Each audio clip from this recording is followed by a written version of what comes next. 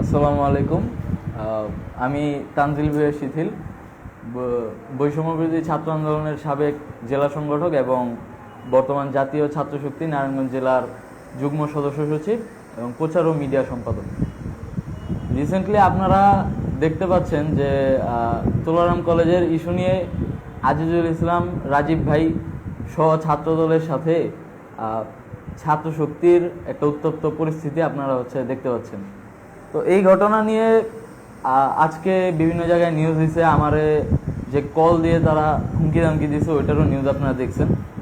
এটার ব্যাখ্যাটা আসলে দেওয়া হয়নি। ব্যাখ্যাটা হচ্ছে, রাজীব ভাই গতকাল ফেসবুকে একটা পোস্ট করছিল, গতকাল সম্ভবত না পরশুদিন।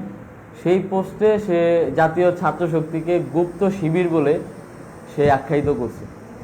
তো সেই পোস্টের কমেন্টে আমি কমেন্ট করছিলাম যে একজন অছাত্রের উপস্থাপনায় যে প্রোগ্রাম হইল, সেই প্রোগ্রামে যে ছাত্র শক্তির নেতৃবৃন্দ বক্তব্য দিচ্ছে সেটা হচ্ছে উপস্থাপকের ভাগ্য।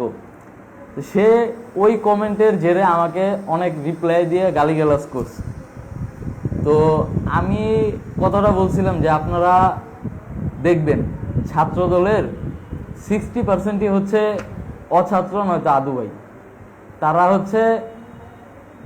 অছাত্র। দেখবেন আপনি ওনাদের যে সভাপতি, সেই সভাপতি আমার চাচার বয়সী, তার সন্তানরা ছাত্রদল করার বয়সী। আবার বিভিন্ন বড় বড় লিডারদের দেখবেন তারা শিক্ষাবর্ষ শেষ বহুত আগে, তারপরেও বারবার ভর্তি হয়ে নিজের ছাত্রত্ব রাখে ছাত্র রাজনীতি করার জন্য। তো সেই জায়গা থেকে আমি বলছি যে আচ্ছা, সে যেহেতু আমার রিপ্লাই দিচ্ছে যে আমি অছাত্র প্রমাণ দিই, পরে আমি বলছি যে ভাই আপনার তো মাস্টার শেষ হয়ে গেছে অনেক আগে। তো এটা নিয়ে আমাদের অনলাইনে একটা ডাউট আছে, অনলাইনে এটা নিয়ে অনেক কথা আপনার নিয়ে বিতর্ক আছে।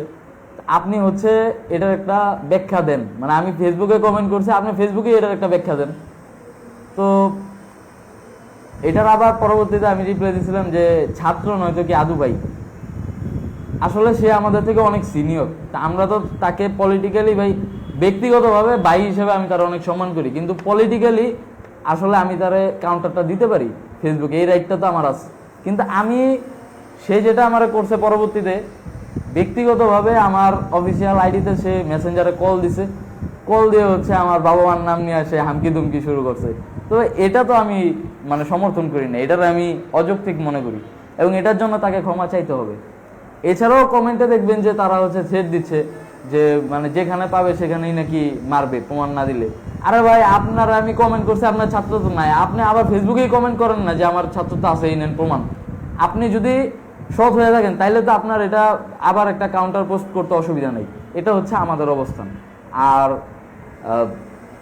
কলের যে বিষয়টা, এটা সে হুট করে কালকে রাতে 8টা বাজে আমার কল দিছে, কল দিয়ে সে ফার্স্টেই বলতেছে এই তুই কই আসছিস, তোর বাসা কোথায়, ফার্স্টেই রাগ বিহেভ। আমি তেমন একটা রাগ বিহেভ করিনি। আপনারা দেখবেন যে ওইখানে আমি বলছি যে ভাই আপনি তো আমার বড় ভাই, আপনার থেকে আমি এই ব্যাপারটা আশা করি না। তারপরেও সে আমার বাবার নাম নিয়ে অনেক রাগ বিহেভ করছে।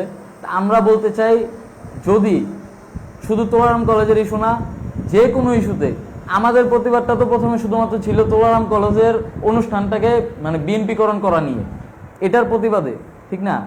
এমনকি দেখবেন যে ব্যানারের ভিতরে নবীনবরণ অনুষ্ঠান, যে এখানে উল্লেখই করা নাই কাদের নবীনবরণ।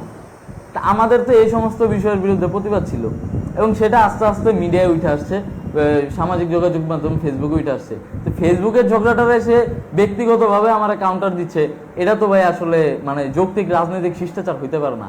তা আমরা সেই জায়গা থেকে বলতে চাই, যদি ছাত্রদলের রাজীব ভাই না, ভাই সম্বোধন করছি আমি, ছাত্রদলের রাজীব ভাই না, যদি কোনো ছাত্রদলের নেতা ছাত্র শক্তিকে দুর্বল মনে করে এবং সে যদি কালো দৃষ্টি নিয়ে সেখানে তাকায়, তাহলে আমরা শক্তভাবে তাকে প্রতিরোধ করার জন্য সম্পূর্ণ প্রস্তুত আছি এবং রাজীব ভাইকে অবশ্যই এই হামকি দুমকির জন্য প্রকাশ্যে ক্ষমা চাইতে হবে। ধন্যবাদ।